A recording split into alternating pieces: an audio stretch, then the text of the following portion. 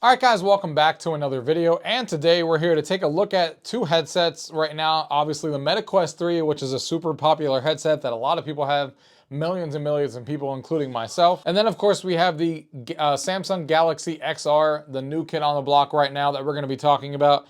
And there's a lot to talk about here. We're going to be comparing different features on each one, whether it's movie watching, whether it's games, whether it's controllers, whether it's FOV, the displays and all that stuff that we're going to be talking about in today's video to kind of help come to an understanding for all of us. Is this the Quest Pro that we always wanted and were waiting for? So with that being said, if you guys want to support me and the channel, and if you guys want to, purchase your own Quest and stuff like that, there will be a link down below if you guys want to purchase that, as there usually always is. But let's go ahead and get into the video. Gaming tech, eating brekkie is the gaming tech. Going for a brekkie is the gaming tech. Gaming tech is the gaming tech. Gaming techie. So the first thing we're going to talk about with these two headsets that I have in front of me that we definitely need to is, of course, the price on these things. The Quest 3 can literally be purchased for $500, and if you get the Quest 3S, which is basically the same headset with just worse lenses, you can get it on sale right now for $250, normally at $300.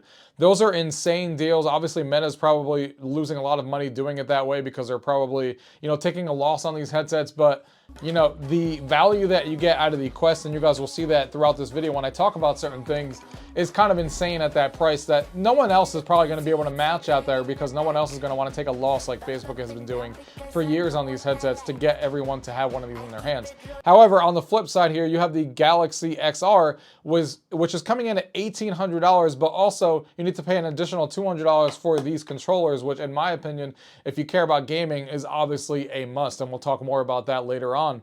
But so basically it's $2,000 all in versus $500 for the Quest 3 that you can get. And we're going to be talking about throughout this video to see if that price is actually worth it, because that is obviously a significant price increase on what you get. Now granted, it's a lot lower than the Apple Vision Pro, which is the other high-end headset that kind of sits in the same quote-unquote class as the Galaxy VR headset that we have here, but still, you're talking about a substantial amount of money over the Quest, and you have to decide for yourself, based on all the features and stuff that we're going to talk about here today, if that's something that you still want to pony up the money for, and if it really is your Quest Pro. Now, when it comes to the comfort on these headsets, the Quest 3 has always been really comfortable for me, but it was never comfortable out of the box. You can see here that, and this is something that everyone has always dealt with the Quest. I have the Bobo VR strap, and the Bobo VR strap has always been my favorite headset because you have the pressure alleviated from here. You have the pressure right here with a nice foam. You have the nice interior foam that we have right here. You also have the nice back. You have the batteries that are hot swappable, which we'll talk more about. You got an internal fan to kind of blow air in front of you, which actually works really well.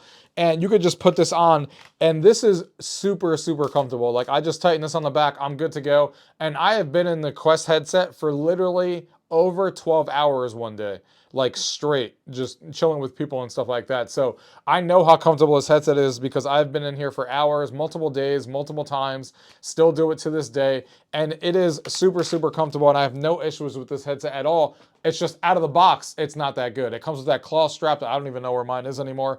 That is not that great, and that's out of the box experience, not great. You're gonna have to buy another strap. The Bobo VR, I forget how much they go for now, maybe 80 or 90 bucks. But it's well worth the price that you can get that strap for with the external batteries on the back, and really elevates the experience that you have. And then you turn your side over to the new Galaxy XR, and to be fair, this is a super comfortable headset that you can kind of wear right now, and I can just put my head in here, and I can tighten the back here, and boom, I'm in the headset, and this is super comfortable. Even as somebody who's not wearing the foam in the front, because I'm crazy and trying to get the maximum FOV, which I talked about in my other video. And it really is really comfortable. Now, of course, this is the Elite style strap that like the Quest also sells. That was the one that came out officially from Meta, which is the other style strap that you can get, and it looks just like this. And this one's built into the actual headset, so you can't even change this strap if you don't like it, which I think was probably the wrong decision because people like different things. However, luckily for me, I'm really flexible. I think I got a good head shape for a lot of these VR headsets because I don't really have a lot of things to complain about, but I can kind of conform my head to a lot of different things. And this Elite style head strap for me just feels really, really comfortable. Even though I love the Bobo VR and I think it's better, I have no complaints using this style strap. It's still really comfortable to me. And I had the Elite strap on the Quest for a really long time. So for me, this is a non-issue, and I think they're both really comfortable. If I had to pick one that was the most comfortable, I'd definitely pick the Quest 3. But like I said, for me, I can use either one without really complaining. I've already watched a bunch of content and been in here for 2 to 2.5 hours without really any complaints. And this is a lot lighter than the Quest Pro, than the Quest 3 is with that Bobo VR and the battery. Even though it's really comfortable, this definitely weighs a lot less than all of that altogether with the Quest and the Bobo VR and the battery on the back. So that's something else to keep in mind as well. Now, the lenses on this headset is obviously a big deal. That's what makes the price so much money. That's why this one on the Galaxy costs $1,800, because on the Galaxy XR, you were getting 4K micro OLED panels. So compare that to the LCD panels that you have on the Quest. So you're not going to get those great colors. You're not going to get those deep blacks. You're not going to get those popping out beautiful colors that you get from an OLED. It's not 4K. It's a 2K resolution panel compared to the 4K that you get on the Samsung. So things are going to look really, really clear and really beautiful on these panels. However, you are going to get a smaller sweet spot on the Galaxy XR. People have always said that the Quest has the best lenses in the industry, and that still holds true even to this day, even after multiple years. The sweet spot that you get when you put the Quest on is bar none the best you can get out there. I mean, it's really hard to find anybody out there that puts on a Quest and is already immediately in focus, and they don't have to like manipulate things to get their eyes to be situated because the sweet spot is so large. And also the edge-to-edge clarity on the Quest is also, you know, superior to basically every headset out there as well. So I think if I had a preference to which one I would prefer, I would still choose the 4K OLED panels, because those deep blacks and those colors and that resolution is way better. And I'm okay with like the lower sweet spot. You just have to put it in its spot, and then you tighten in that spot and you're good from there on out. So I would be okay with losing that. The binocular overlap on both of these, I know a lot of people talk about this. I'm not really sensitive to binocular overlap, so that's why I don't really talk about it too much, because I don't really have an issue with it. That's basically the overlap between the lenses, so it makes it look more 3D depending on how much better the overlap is. And they are both, from what I hear, not something that I have tested, pretty similar, with the Quest kind of sitting at like the 80-ish range. And this one on the Galaxy Pro seems to be sitting around the 75 to 80 range as well when it comes to the binocular overlap, based on what people have reported online. But to me, you know, the 3D looks good, and I don't really have an issue with my eyes adjusting to binocular overlap. And this is coming from someone that has used the Big Screen Beyond 1, which always had the worst binocular overlap, and everything else that I have, you know, out there. So, and apparently the Pimax Crystal Super, which is the one I have that we've talked about in other videos, that has the best binocular overlap out of every headset that I have, which is over 100. So love the 3D effect on there, but I could still use any of these headsets and not really have an issue.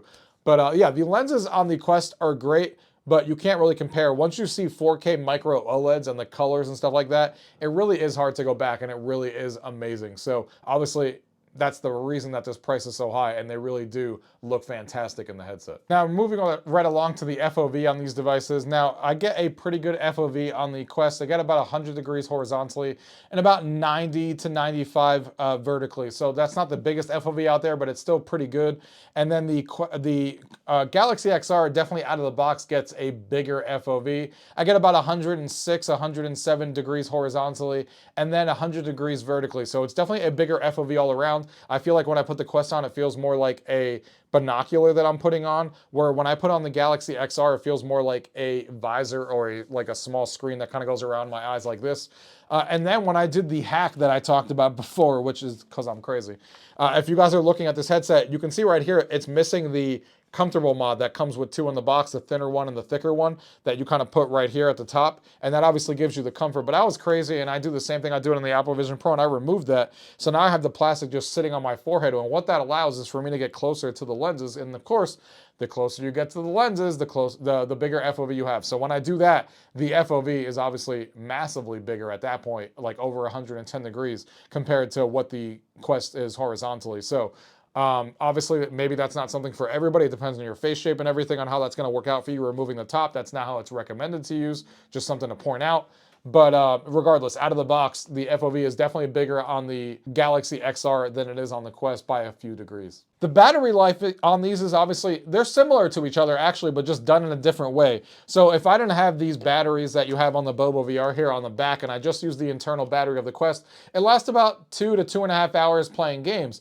And that's basically what you get out of the Galaxy XR as well. You get about 2 to 2.5 hours of battery life, but it's done differently. This is all encompassing the batteries inside. That's why it's a lot heavier. And obviously on the Galaxy XR, you have like the Apple Vision Pro style thing where you put this in your pocket, and then you use this for 2.5 hours, and then it obviously dies on you.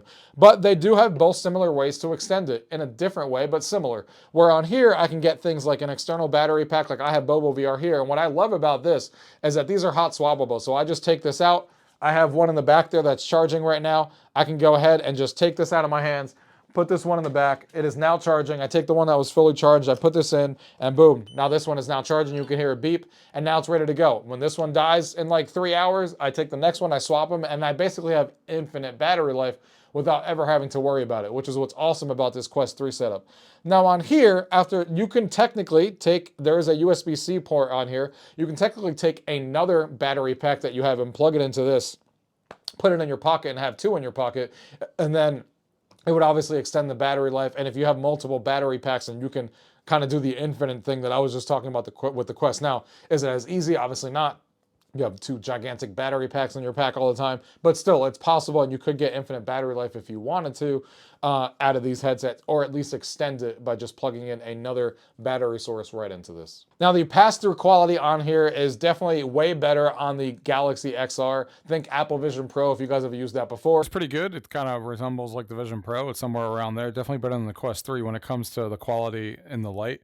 There's no distortion or anything like that, and everything is in focus, and 3D objects are where they should be, and all that stuff is great. Just like it is on the Quest. It's just a lot higher resolution due to the cameras on this thing that have 6.5 megapixels than it would be on the Quest. When it comes to being in the dark, though, on the on the Galaxy XR, it is a little more noisy than like the Apple Vision Pro. It's still better than it is on the Quest. When you turn the lights completely off on the Quest, or you're in a dark environment, it's really bad. Here, it's not terrible, but there is a lot of noise, so you will definitely see a difference, but it's still better than the Quest at the end of the day. Now, like I talked about before, the controllers on these are actually pretty similar to each other when it comes to looking at these controllers.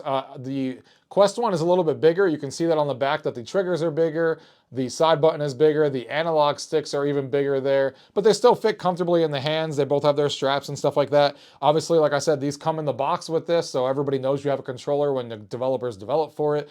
These come separately, unfortunately, but hey, at least we got them, and they got here right out of the gate with the Galaxy. It wasn't like the Apple Vision Pro that did it like a year and a half later, because controllers are needed. You're not going to be able to play games, and nothing's going to be able to replace a controller with haptic feedback. And there is haptic feedback on both of these. I think the Quest is a little bit better with its haptic feedback, but it's both still there. They both feel good, and I don't really have any complaints on either one of using these controllers so far. If I had to pick one, I'd definitely pick the Quest 3 controller because of, you know, the bigger size, and I like the way the analog sticks and stuff feels, but I wouldn't be complaining about either one, and I wouldn't be like, oh, these controllers are terrible. And the tracking so far, the Quest 3 has the best tracking in the game, especially when it comes to guessing where your hand is, using like AI algorithms and stuff. Like if I put my hand behind my back, I can definitely leave it longer in my back and snap it back in place in front of me, where you don't even notice a tracking loss. Where if I put this behind my back and then put it in front of me, you will definitely notice the tracking loss more, because, you know, the Quest has been in the game for a very long time optimizing their tracking. So I still need to do more testing. Look out for my next video that I will be doing when it comes to using virtual desktop and PC VR gaming with Steam VR, where I'll be testing this with like Beat Saber and more intense games to see how well the tracking holds up, like holding it behind my back and stuff. But the Quest still has the best tracking in the game, that's for sure. Now let's compare the OSs on both of these devices here. Now, yes, it is true that they both run Android, but a very different version of Android. Obviously, the Quest 1 is using a very custom version of Android, and then Samsung is using Google's XR platform. So that has its benefits both ways. Obviously, the Meta is a closed ecosystem. So on the Android side, you're going to be able to, the fact that it's open, you're going to be able to sideload apps a lot easier than you could on the Quest. A lot more apps will work on it because it's built on Android XR, and that's very similar to what's the Android that's on our phone. So you're going to be able to basically download any Android app out there, and if there is apps out there that aren't on the Android store for some reason, you can easily sideload them, and they're more than likely going to work. any app you would on your phone, which is not going to be the case on the Meta platform because it's way too customized and like it's not the same thing. So you're not going to be able to just sideload any Android app you want and expect them all to work. So the benefits of having Android XR on here is that obviously it works with your phone, so you can have your messages, you can do phone calls on here. All that stuff is all integrated on here. We're on the Meta Quest. You're not going to have your phone integrated. You're going to have just the Facebook stuff like Instagram and WhatsApp and stuff, but you're not going to have your phone number tied to this. You're not going to be able to download every single app out there that you want to download, like, you know, all the different TV streaming apps that exist on there, like Disney Plus and Netflix that's on here for the first time. And Meta is getting better with some of their software. They just started doing the Meta TV thing, and now Disney Plus is coming to it eventually, but Netflix has not been announced for it. You're not going to have every app out there come here right now, like Snapchat, for example, if you guys are still using that, or just every single Android app that you can think of is obviously not going to be on here. All the games that you can play on your phone, that you can play on a giant screen, aren't going to be on the Meta Quest. So obviously the flexibility of having a proper Android means you have access to every app available, or almost every single one. And then on Meta's closed ecosystem, it's more developed, it's more concise, and Meta's controlling all of it. So that has the, you know, the ability to basically have them do whatever they want. They don't have to rely on like Google saying yes or no to certain things, and like they don't have to rely on what Android XR is doing, because they can basically do whatever they want to the operating system, even though Android XR is at the bottom. So depending on where you fall, depends on you know, which one you're going to like more, and that closed ecosystem or open ecosystem. And obviously the way you control these things is also very different as well, where you're on the, even though these both have controllers, and you could use controllers on both to control the menu, which is how Meta Quest is controlled. Let's not forget that the Samsung Galaxy XR, one of the other awesome things about it that makes its price go up is it has built-in eye tracking, which Quest doesn't have at all. And Quest, with this having eye tracking, that means that you use your hand and you can move around the menu using just your eyes to look around and stuff like that, and then tap your fingers to obviously hit these menu items and stuff like that, the same way you do on the Apple Vision Pro, which is not the way you control the interface here on the Quest platform, because there is no eye tracking, so you can't do that. And that also lends itself to having foveated rendering, so that means that when you're looking at certain apps and stuff like that, it will be the clearest in the middle because it knows where you're looking, and then when you look at something else, that becomes clear, so it can render things more powerfully, and you can get more out of games and apps because it has that foveated rendering, and that's just not something that you can do on the Quest at all. We all wish it had eye tracking. We all hope that the Meta Quest 4 is something that has eye tracking, so it really pushes that forward, but that is a massive win here on the Galaxy XR side, not just because of the way that the operating system is controlled with your eyes, which is also really cool, but just because games and developers can use it and do foveated rendering, that makes the games get pushed further and further along than they could even on the Quest. Even though the chips on both of these are very similar. You have the Snapdragon XR2 on the Meta Quest, but then you have the Snapdragon XR2 plus Gen 2 on here, which is about 15% faster on the GPU and 20% faster on the CPU. But it's also got to drive those 4K panels, so how much of that is actually like benefiting is not really the biggest deal. The eye tracking, which we'll talk about more in the gaming section, is definitely the bigger deal right now out of these two. So let's talk about media and movie watching on these devices right now. And again, Meta has gotten a lot better at this, and I'm really excited because they are partnered with, you know, I'm a huge fan of 3D movies. You guys know this already. And they have a lot of great apps that you can use on here to watch 3D movies. You have things like Big Screen, where you can go in there socially with other people and join different people's public rooms and watch 3D movies together and stuff like that. Or you can, you know, watch 3D movies that you have personally on your own through like different apps like 4XVR or, you know, Moon Player and stuff like that, that obviously right now do not exist. I anticipate they will eventually, but they right now don't exist on the Galaxy XR. So that is an option, but there's definitely limited options on the Galaxy XR to watch those 3D movies. And on the Quest side, you have the partnership with James Cameron, which hopefully develops into having a bunch of 3D movies on the platform. We haven't really seen that yet, but that's what we assume that partnership is going to be for, because that's what James Cameron is all about. And obviously that's not a thing here on the Galaxy XR. And as a huge fan of 3D movies, that makes me excited to see where that partnership goes on the Quest platform. And then when it comes to 2D stuff, you have a lot more, you know, 2D apps that you have on the Galaxy XR, because again, it's Android and it's open. So you have things like Netflix that you can't watch anywhere else. You have obviously Amazon Prime. You have YouTube, which is like a dedicated app. YouTube is on both platforms, so it looks really good. But obviously on the XR side, you have those 4K panels, so it's going to look even better on there because it's obviously a device that has better 4K panels. So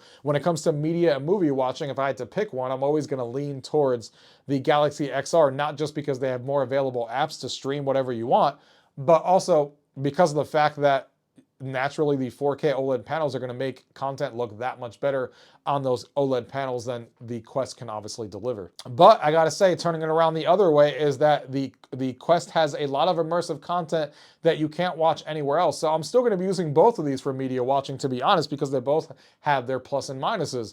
The 2D apps and the movies and stuff like that are going to look amazing on those 4K OLEDs, but the Meta Quest has a ton of content out there that you can watch in immersive. You can watch immersive concerts. You can watch immersive sports that they have. You can watch a bunch of immersive content that they have out there that people have either been creating or Meta themselves have rolled out. So it's always going to be a toss-up of what I want to watch on where I want to watch it. When it comes to anything 2D and stuff like that, I'll watch it on the Galaxy XR. And when we get more apps that I could actually watch 3D movies on, I might choose the Galaxy XR. But right now, I watch a lot of my 3D movies that I have personally on the Quest or on the Apple Vision Pro. Or if I'm watching immersive content like concerts and stuff like that, especially socially with other people, like on big screen or like on Horizon Worlds, it's going to be the Quest every time. Now, talking about mixed reality on here, even though they both can do mixed reality, because obviously mixed reality is when you're in Passthrough and you can overlay digital objects, and that's pretty much going into Passthrough on both of these devices and opening up 2D windows, which you can do on the Quest. And you could do the same thing on here. You can open up a bunch of different web browsers on the Quest and open up all these different 2D apps that they have.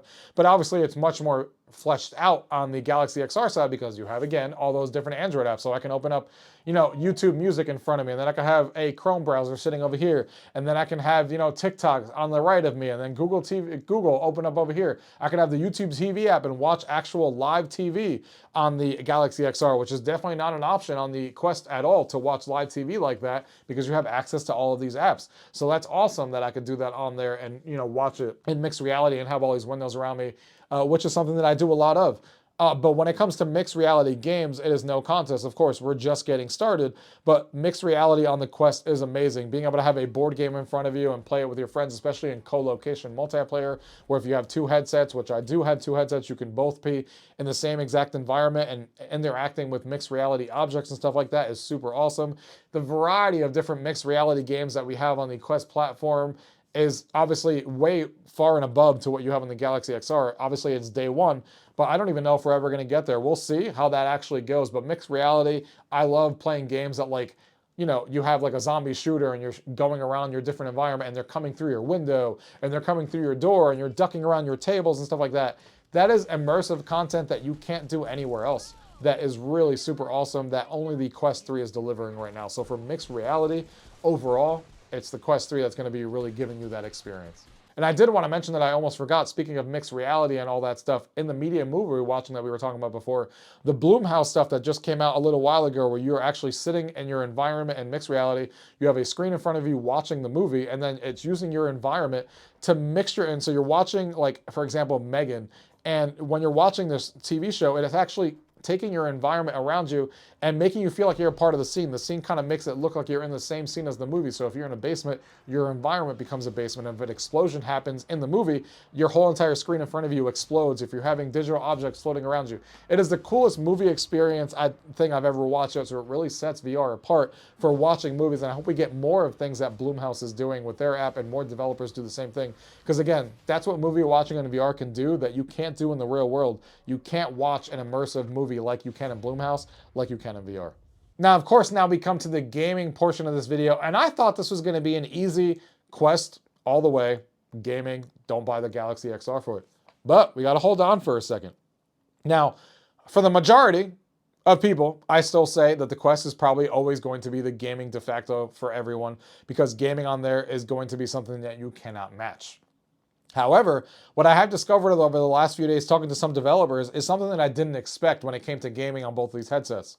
I expected that on the Quest platform, because these processors are so similar, like I said, the Snapdragon on both of these XR2, with one just being 15% better on the GPU, but it's driving a lot higher panels, that when games got ported over from the Quest, I don't even know how many games are going to be ported over from the Quest, but there's actually a lot of games already ported over that you wouldn't have expected and more than have come to the Apple Vision Pro that's been out for 2 years already. So you got things like Walkabout already on here. You got things like Demio already on here.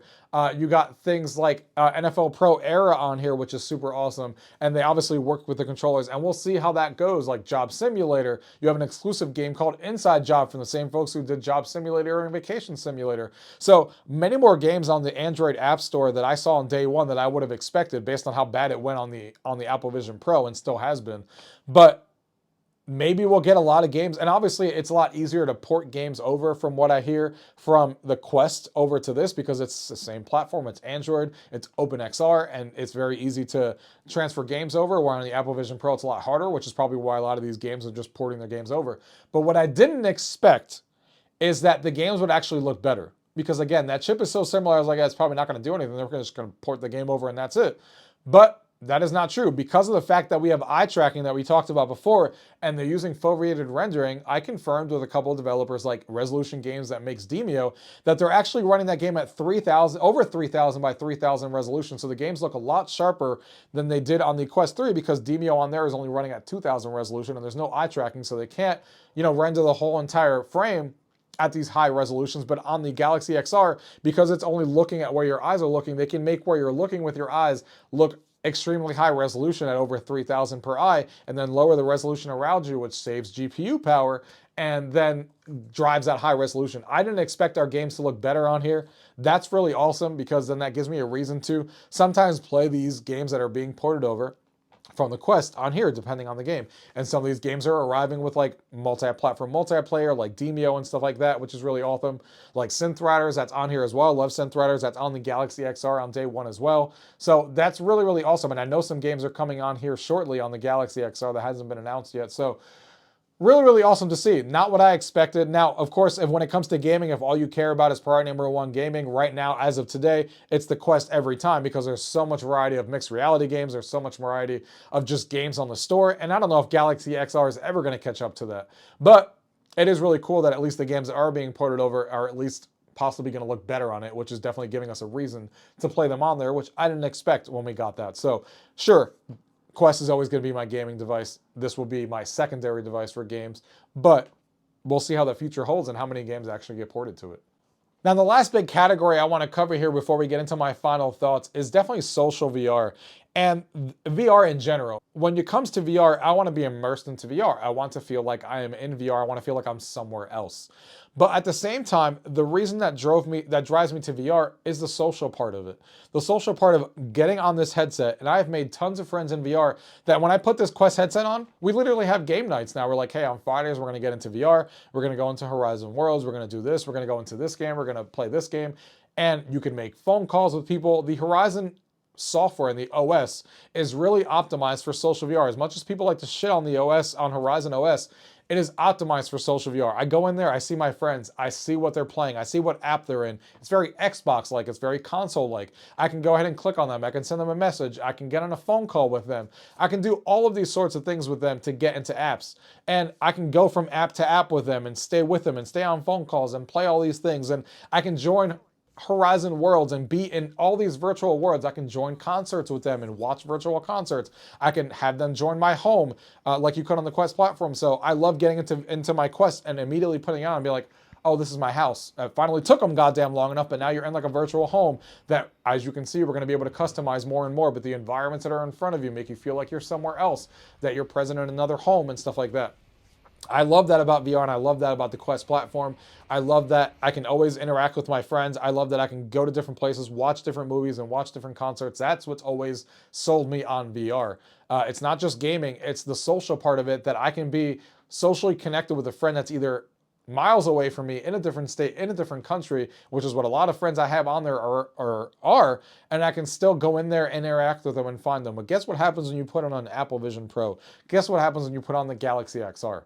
You're by yourself because there is no social platform on there. There's no friends list on there on either of those platforms. There's no like let's go ahead and connect on there and get on phone calls. Sure, you can call somebody on your phone and call them on your phone and be like, hey, what's up? But then you have to be on a phone call with just 1v1. It's not the same thing as like the social app that you have on here where you can see what everyone is playing. You can send somebody a message. It's all integrated into the social VR. You can't go into concerts with each other. You can't easily go from game to game with each other. Sure, some games you can go in there and you can call each other or text each other in there and be like, hey, meet in Synth Riders. We're going to play multiplayer. And then you're going to have to send a message and be like, hey, the room code is blah, blah, blah, blah. So you're going to have to enter in the room code and everyone's going to have to join it. And then guess what? When you leave Synth Riders and you want to go play Walkabout Mini Golf, all right, guys, we got to text each other. We got to call each other on our phones and be like, hey, this is it. This is the room code for Walkabout. It's very disconnected. There's no social part like there is on the MetaQuest platform. There's no putting on the headset and feeling like you're somewhere else because of the virtual world. I think Horizon Worlds, I know a lot of people shit on it, is one of my favorite things about this because I can go somewhere else with my friends. Obviously, I want the graphics to improve and get better and better, and obviously we're seeing that as time progresses, but the idea of social VR is what really makes my Quest headset be the preferred platform that I still play to this day. If you ask me to get rid of every other headset and I can only choose one, it's still going to be the Quest because it's not the highest resolution, it's not the highest FOV, it's not the best at pretty much anything except for gaming maybe. But even then, PCVR rivals it. But it's all of it together. It may not be the best, but it's still really good at movie watching. It's still really good at social VR. It's still really good at games. It's still really good at mixed reality. All of these things interconnected in a circle make it the best VR experience. And that's where I think a lot of people lack with Galaxy XR and with Apple Vision OS and all that stuff. And Steam VR does a little bit better with that stuff because you have your friends list and your PC and stuff like that, so you can do it a little bit better. But I still don't think anybody does it as good as Meta does for a lot of the shit that we give them, and they're not always doing the right thing that we all want them to do. I think that's my favorite thing about the Quest, my favorite thing about VR, and that's where the Quest kind of lands for me with both of these headsets. So when it comes to my final thoughts on these headsets, well, after that speech I just gave you, it's very obvious that if I had to just pick one of these, I would just pick the Quest because there's too many things on here that, like I said, it may not have the highest resolution panels. This is way better, 4K resolution. You got the eye tracking on there. You got all of these cool things. You have foveated rendering that you have on there. You have all your 2D apps, especially if you're an Android person. You have all your text messaging and calling people on there and all those different experiences and the high quality OLEDs that you don't have in the Quest platform. But the Quest library is a lot bigger by a landmine, and it's probably going to continue that way when it comes to games now and immersive VR content. Now, when it comes to 2D apps, of course, Android XR is going to be a lot better for manipulating windows and having all of that stuff there, which is still valuable. I love doing that. That's why I have these. But if I had to pick one, I'm still going to choose the Quest because I'm in it for more of the VR immersive stuff. I'm in there for watching movies. I'm in there for watching movies with friends and social VR and stuff. So obviously, if I had to pick one of these, I would still pick the Quest overall. But it's also going to depend on what you're looking for out of a VR headset. If all you care about is media watching, where your primary number one focus is media watching movies and stuff like that, then you may lean into the Quest Pro or the Vision Pro. Then you may lean into the Galaxy XR device because it is really good at that with those 4K OLED panels. Like, they look outstanding and it is hard to go back when you come from them.